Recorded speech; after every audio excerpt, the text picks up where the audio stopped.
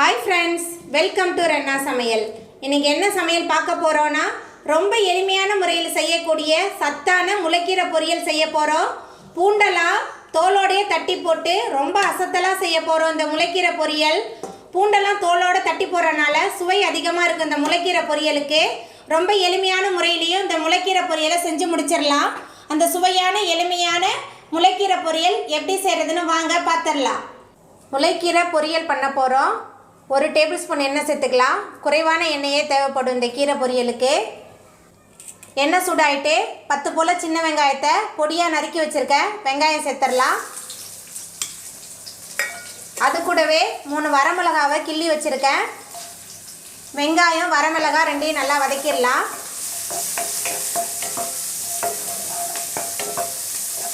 வெங்காயமும் காய்ந்த மிளகாவும் ரொம்ப நேரம் வதக்க வேண்டாம், லைட்டாக வதங்கினா போதும். ரொம்ப எளிமையாக தான் இருக்கும் இந்த கீரை பொரியல், ஆனால் சுவையும் சத்தும் ரொம்ப அதிகமாக இருக்கும். வெங்காயம் காய்ந்த மிளகாய் நல்லா வதங்கிருச்சு. இப்போ 2 கட்டு முளைக்கீரை எடுத்து வச்சுருக்கேன். முளைக்கீரையை சேர்த்துடலாம். கீரையை சேர்த்துட்டு நல்லா வதக்கிடலாம்.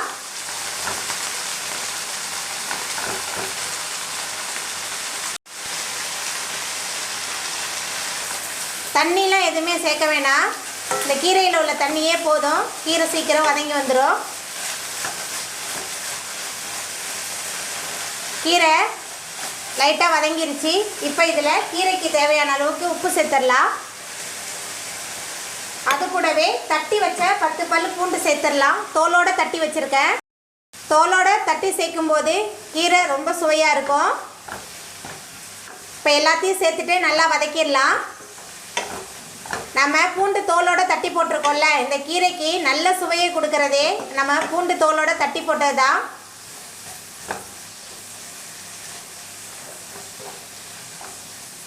எல்லாத்தையும் சேர்த்து நல்லா வதக்கிடலாம். நம்ம சேர்க்கும் போது கீரை எவ்வளோ இருந்தது, நல்லா வதங்கி நல்லா சுருண்டு வந்துருச்சு பாருங்கள். கீரையெல்லாம் ரொம்ப நேரம் போட்டு வதக்கக்கூடாது.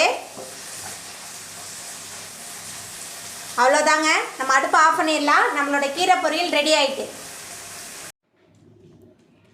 அவ்வளோதாங்க, நம்மளோட முளைக்கீரை பொரியல் ரெடி ஆகிட்டு. நீங்களும் உங்கள் வீட்டில் இந்த சுவையான முளைக்கீரை பொரியலை செஞ்சு பாருங்கள். இந்த வீடியோ உங்களுக்கு பிடிச்சிருந்தா லைக் பண்ணுங்கள், ஷேர் பண்ணுங்கள், கமெண்ட் பண்ணுங்கள், சப்ஸ்கிரைப் பண்ணுங்கள். அப்படியே பக்கத்தில் உள்ள பெல் பட்டனையும் கிளிக் பண்ணிடுங்க. நன்றி.